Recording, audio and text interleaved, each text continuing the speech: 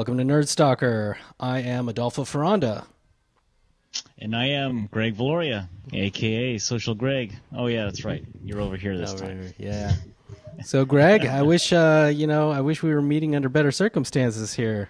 We kind of pulled this one together at the last minute. Yeah, it's a shame. Better circumstances. Steve Jobs. Oh, my gosh. Yeah. Oh, my gosh. Yeah. As Apple puts it, 1955 to 2011. Yeah. Man, that's pretty shame.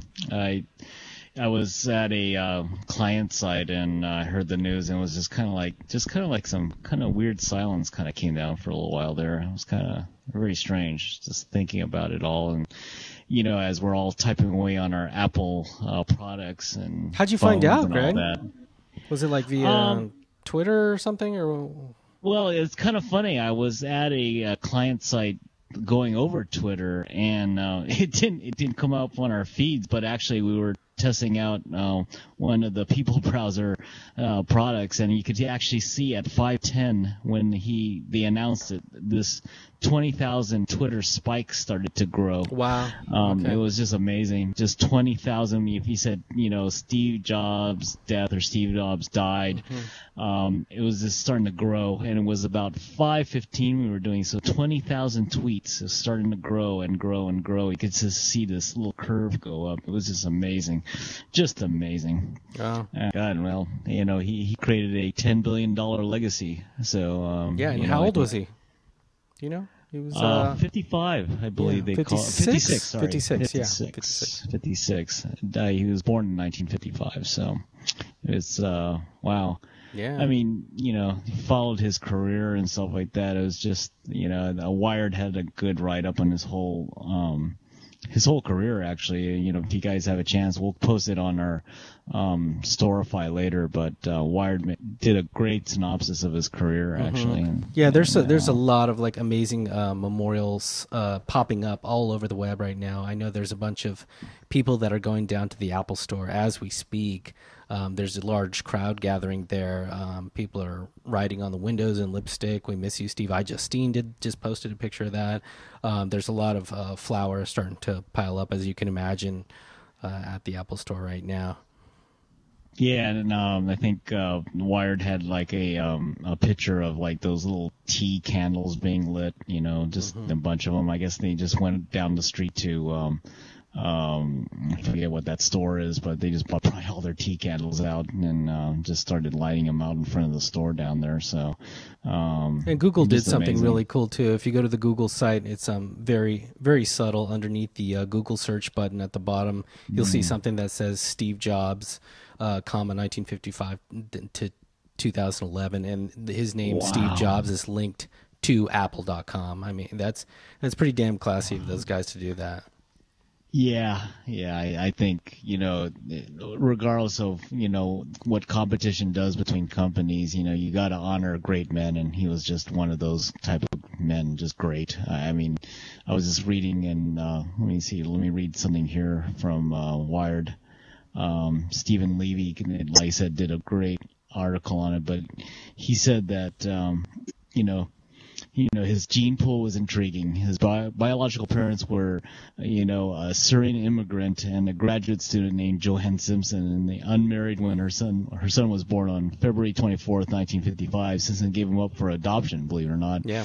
And later married John Dolly and had another kid, an award-winning novelist, Mona Simpson. But, I think, amazing. This guy had everything like going against him. You know what I mean? What an anti-hero. What an amazing. I mean, I posted something on Nerdstalker tonight too, saying goodbye to my hero. One of a very few select people that I consider that I would even put that word hero, on. And this guy had like no college degree. He he was like weaseled his way into some calligraphy classes before dropping out or something like that. I mean, complete outsider. He was kind of a hippie influenced counterculture kind of dude that dabbled like, a lot of other people in that generation and different type of mind altering type of things, right? And carried, I think, forth with him a spirit that that sort of resonated into this company with Woz also, when they got together and really presented something completely out of left field, right? I mean, who are these non-suit wearing long hair weirdos, even thinking that they can get into business, right? I mean, talk about against all odds. Incredible. Oh man, incredible. You story. see some of the pictures there. Well, they had a story in the same article that talked about the designer who designed the actual Apple II box, right? And he was actually kind of laughing, reflecting back on it. And he was saying that these guys look really kind of strange to me, and I really wanted my money up front, but Jobs convinced me to take my money later. That's right. That's right. This guy could just charm and talk his way into anything. So Greg, what's your first memory of Apple that you can on your childhood that you can remember? I think it was the Mac. 1984 maybe. Yeah, something like that. I mean, the Mac and a little bit of Apple II, but definitely the Mac. I remember. This little squarish box with a little mouse sticking out of it. I mean, it was this tabletop thing with and I looked at it. It didn't look like a PC at all, really. Mm-hmm. Personal computer, not an IBM PC. Yeah. But the interface was just incredible. It used that little 3.5-inch floppy disk. Yeah. You throw it in there, and suddenly the world appeared. Right? I mean, It was just such an easy user interface. So what was your impressions of Apple in the early days too? Years? I was blown away by computers. From the get go when they first came out when I was. Let's say, how old am I now? 41, something like that. So now people. Yeah. And so, I mean, I saw the beginning of this stuff, when I was a kid. I could never afford this stuff until later. And after doing lots of crazy jobs and things like that to try to save money in order to buy one of these things. My first version that I could actually purchase was, it looked like a pizza box. It was called the Quadra that Apple released. And it was this big giant thing, but I was in absolute heaven, man, when I bought it. And I think the printer was like even more money, right, or something like that. And everything was at that time super expensive, super premium, although it's premium now. But I remember seeing the first Apples in some of my friends who had money, or in some of the schools that I would visit or something. Yeah, sure. And seeing these machines and just being blown away by this little colored Apple icon and what was happening behind the scenes, all these, goofball retro games, if you could even call them that at that time then, and all the things that they were running. But I remember getting my first my Apple Quadra computer, and getting all the applications that I don't even remember the version of the OS back then, and I forget their sort of like their Word equivalent back then. They were using their Office suite kind of thing that they had to develop themselves, and just thinking, oh my God, I can run an entire business, as a teenager or something on this, right? Yeah, and, yeah. But that's when it sort of resonated that this thing's going to allow anyone to be a business, be an industry, or kind of thing. And that's the type of optimism that I think that they gave, one of the many type of thoughts I think that they gave to people, their consumers or army. Yeah. Well, the one thing that hit me about Apple was that PCs were like the standard in the workforce, but when you went to education, it was Mac. Right. And that kind of hit me a little bit. I was always kind of scratching my head. Why is that? And that's a great point. It's an easy use, right? And little be known that they were slowly cultivating young generations to start to think about Macs a little bit more than PCs. You know, I mean, it took a while, but it eventually happened, right? And also, I think they were going for, even back then, you can see that that was sort of an offshoot of going for the consumer, the general consumer, as opposed to the enterprise, right, or the business, which they never really made a serious attempt for, it seems, and and it worked out quite well in the end, or in this, I should say, in this, incarnation of Apple. Yeah, and I think Jobs' vision when they were looking at, when I was reading this article, was really, personal computers are more than just something for nerds, is what they were saying. He was saying, or they were interpreting. It was really something that an everyday person could potentially use to make their life a little bit better. So yeah. And I agree with your point there. I think that's a very good point you bring out. It became something more than just a piece of hardware with a bunch of parts in it that, you had to kind of be an electrical engineer to make sure it worked and turned on every, 10 minutes. Sure. It represented hope, right? For, I think, a lot of people, and especially designers gravitated hugely to this thing. Not only, developers, obviously, and tech enthusiasts, but like designers, like professional artists and things like that, ended up adopting, Apple. And I think, what's interesting is at this point now, I think Apple is partially responsible too, through not only that, their input into sort of the user interface and the beauty of the hardware also, and the user experience, but it also benefited designers, also bringing them, elevating up them to the actual management table to make decisions, kind of thing. No one back then, I don't think designers were really taken as seriously as managers or programmers even, and a lot of other types. And I think actually industrial design was a bit of an afterthought, especially in computers and personal electronics. We could say Sony to some extent was kind of leading that for a while with the Walkman, etc. Right. But it wasn't really until Apple, and came along and sort of brought back this notion of the importance of the beauty of this thing, like industrial design and elevating the designer as an important person again. What they did for the design community is huge. I agree with you. I mean, I was an engineer. I mean, and they paid us quite well, but when I now that I look back and really more on the web tech side of things now, user experience is really everything. I mean, sure, hardware has evolved over the years, but really, if you think about it, Jobs had a vision for user interface usability, and it came true, eventually, because, the hardware eventually just became just tool, like a hammer. You'd have to figure out how to use the hammer on the nail, right? So I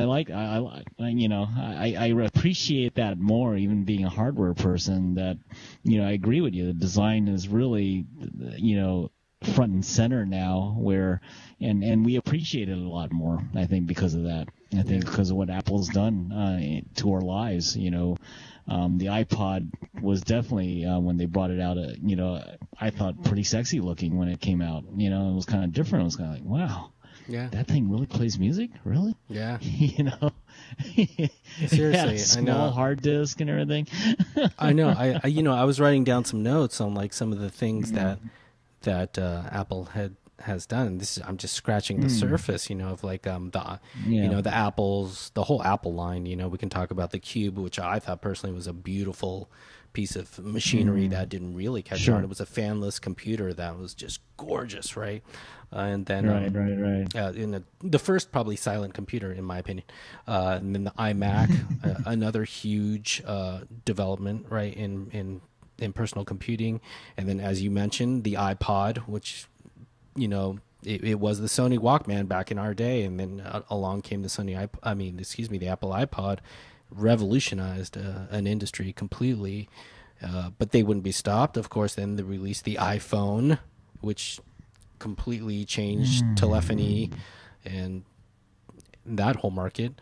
It's still raging. And then here we go with the iPad, right, which was a massive, undertaking and a massive change to everything. I mean, it's like it's crazy. This is like Babe Ruth, like over and over and over again, just home run, home run, home run, home run. Yeah, and what hit me about the iPod is, their vision of bringing out a music store to support it. Exactly. I haven't even talked about software here. Jesus, I know. Yeah, iTunes right. You're right, man. That's changed our lives. It's basically pushed the model towards, everyone's copying that model, Amazon store, right. Right. No. And the App Store, has a store now. Yeah, everyone has an App Store now. So I think, that model had definitely, he realized that, with hardware, you need some sort of software to kind of help it along somehow, and with the iPod he created the Apple Store, so a place where you could get all the music you want and download it, and everything was cool, and wow, and you could get it legally. Yeah, I know, right? You don't have to use your torrent. Yeah. And then we have the lesser known things too, like FireWire, H.264, QuickTime. Right. I mentioned these before. There's a lot of other stuff, I'm sure. All the mice, all the Apple mice that have been introduced, all this crazy stuff. All their amazing monitors that they've released, beautiful displays.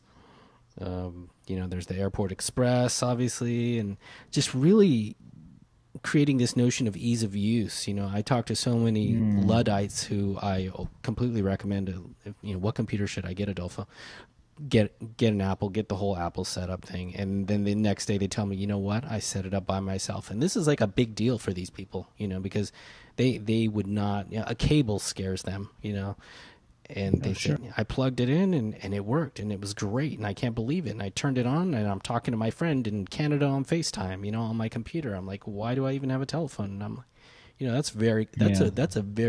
that's a huge accomplishment when you can hit that market like that and not call someone like us, Yeah, exactly. Go to their house and help them out or something.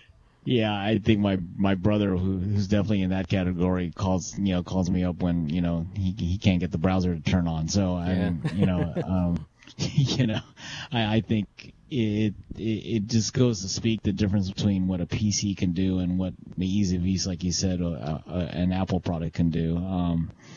Turn on and go. It's just like a toaster, right? Yeah. You press the button, toast comes out. So his accomplishments were massive too in terms of business, because let's think about it, what he did with the first with him and Woz and going to the homebrew computer clubs and demoing the Apple, right. and then as you said, pushing it into education markets, actually making a business of this, and then a real business of it. It got bigger and bigger. To the point where they needed a board of directors, a new CEO, and they hired, unfortunately, John Scully from Coca-Cola. He came in, later determined they needed. I think it was Pepsi though. Pepsi, okay. I think it was Pepsi. And then they got rid of jobs. He actually fired Steve, right? And so Steve was on the outside. Steve started a company called Next OS, Next Computers. Right. Oh my gosh. And yes. And then they were talked back, and and then Scully's gone. Gil Amelio, I believe, comes in. I think there was a few other another CEO as well that I'm forgetting, and they hire Jobs back because they buy Next OS, and in the acquisition also get Steve Jobs. So here he is, the cast out back into the kingdom again. Gil Amelio's on the outs. And Steve Jobs is the CEO again. Amelia. Steve Jobs puts an end to the clone computers, which I had one of the power computing computers. They were making clone apples for a while there. He kiboshed that, and then we have the modern day Apple Renaissance, if you want to call it that. It's what a phenomenal story, right? How could you not love this guy? Even if you hate Apple, what an incredible story, Well, did he, when he was with Next, was he in Pixar at the same time? I forgot what That's right. Yeah, I forget too. I think he might have been in the early stages of Pixar as well. Yeah, that's right. I left out Pixar. I wrote somewhere down here too. I got a note here. Yeah. Go ahead. Pixar and Disney, right? So, as we've mentioned previously, also is that Pixar was later then acquired by Disney, and then Jobs is put on Disney's board of directors. That's a huge honor, right? Yeah, exactly. I mean, I think it was like $7.4 billion later for Pixar, in like 2006. I mean, it was kind of like, wow, wow, and with that Toy Story movie. I mean, it's just kind of like at 56 years old, by the age of 56, how phenomenal is that? I mean, that's and my heart goes out to obviously his family, and I think he had two children too, and but. Yeah, a lot of people are, comparing him already to they say, I've heard Leo Laporte call him the Mozart of technology, or people are saying he was like the Picasso of technology. A lot of comparisons to Thomas Edison, right?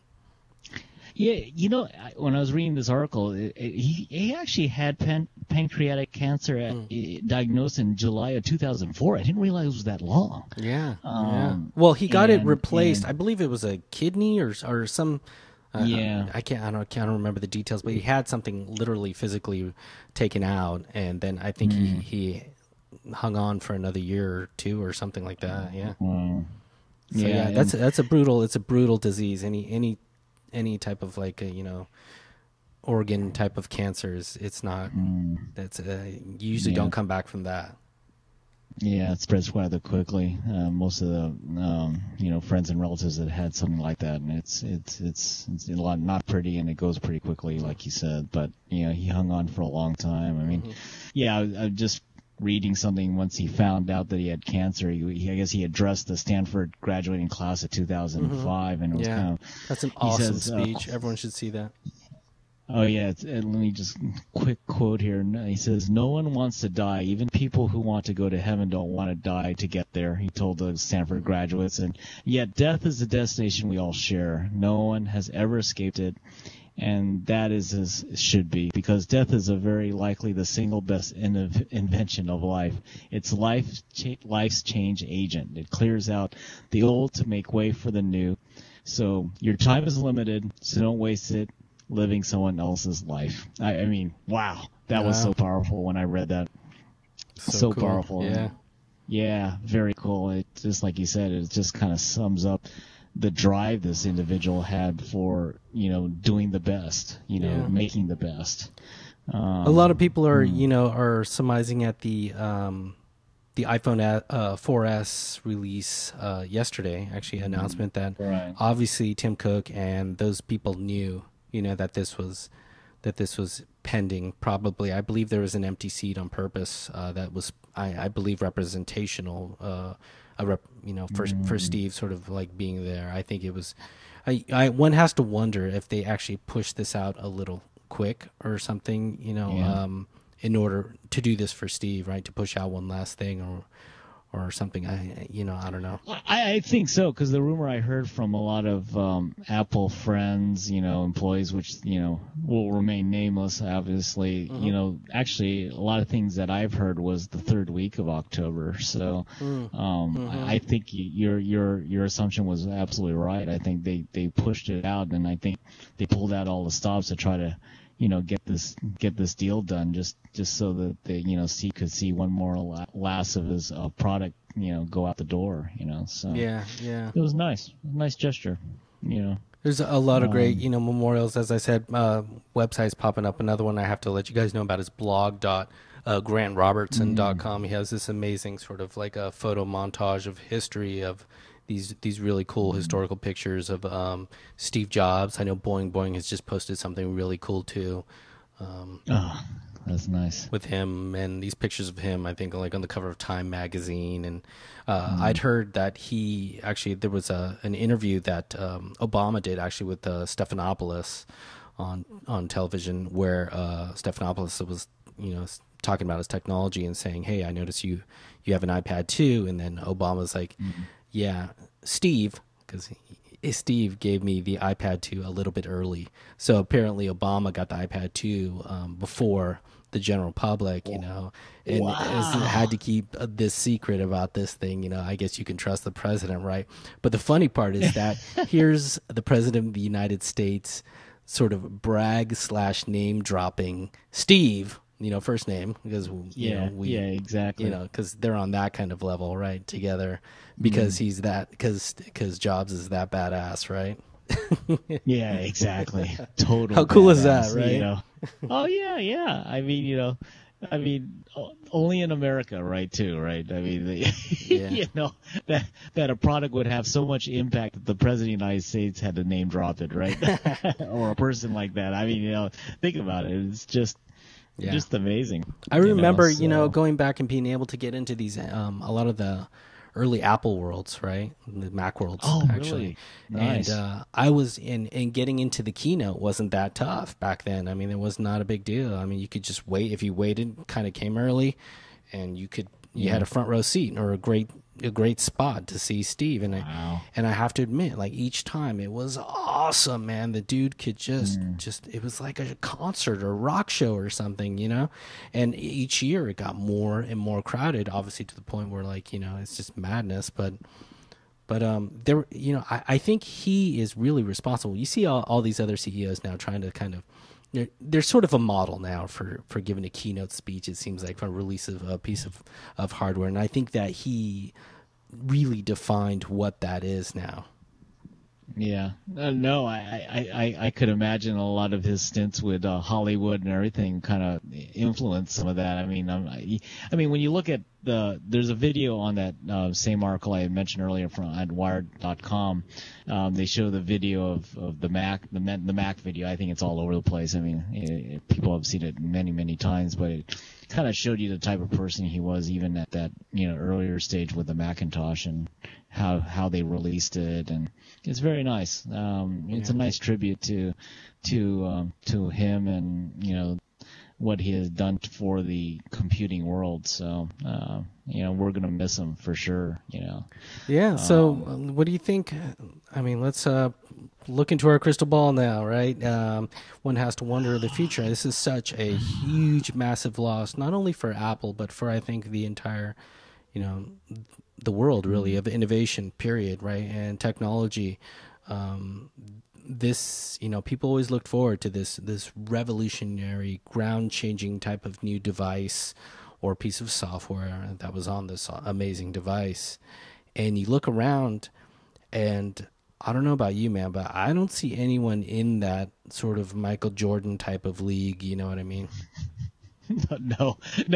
In fact, I read something kind of ridiculous the other day. It was kind of like Larry Ellison. I think there was the Oracle thing going on downtown, right? He had mentioned that they're the Apple of enterprise, and I'm sorry, I had to just laugh at that one because it was just kind of like they name drop Apple and they use it in the same standpoint to make Oracle look good in terms of enterprise. Right? I was going like, wow, what is this dude thinking? Ellison was quoted before as saying, like, those guys were idiots ever to get rid of Steve Jobs, the first time he knew. Right. Another really cool quote, too, is by Microsoft former CEO Bill Gates.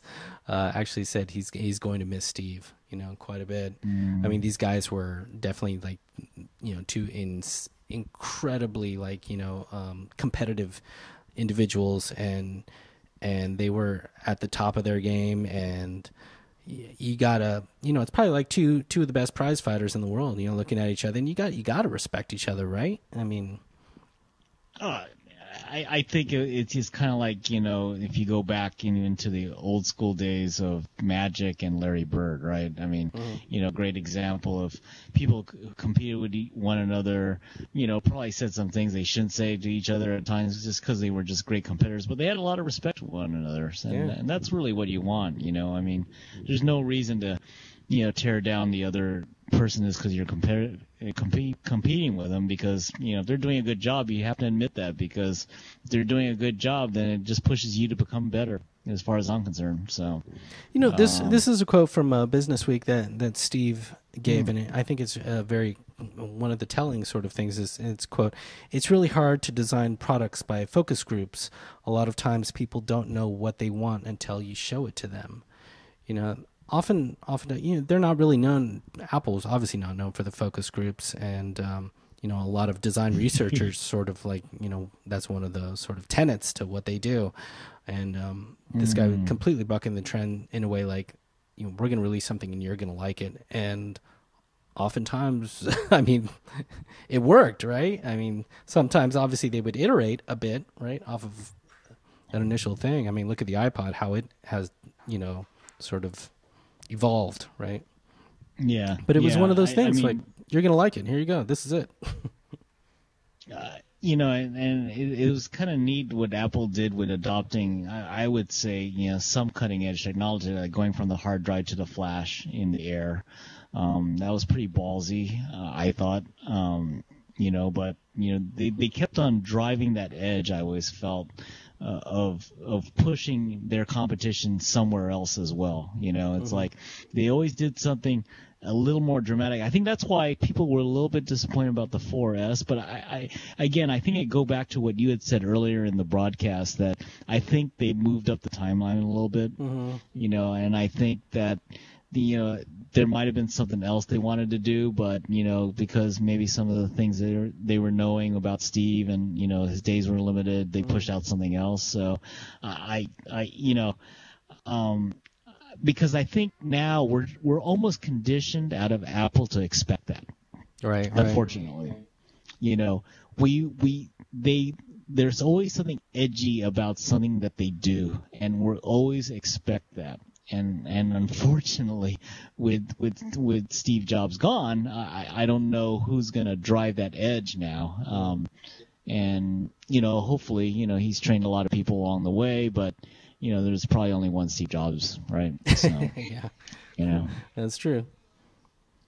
So another really great quote that he said was, I'm just busting out the other one. Yeah, here. Picasso had a saying: "Good artists copy, great artists steal." We've always been shameless about stealing great ideas. I think part of what made the Macintosh great was that people working on it were musicians, poets, artists, zoologists, and historians who had happened to be the best computer scientists in the world. That's amazing. That's totally cool. That is amazing. That is cool. I mean, another thing you guys should check out is Mashable just released. Cool.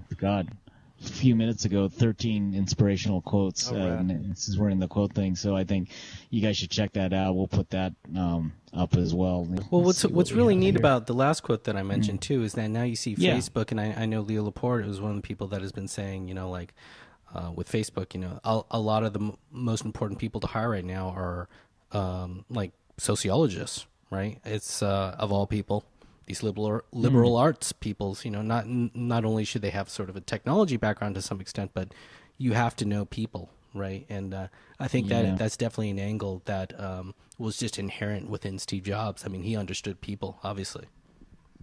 Yeah. I think, when you look at these leaders, inspirational leaders, charismatic leaders, however you want to call them, there's a reason why many follow him, and I think that it was part of his power of convincing people and to say let's step over the line, it'll be fine, and don't worry, it'll be okay.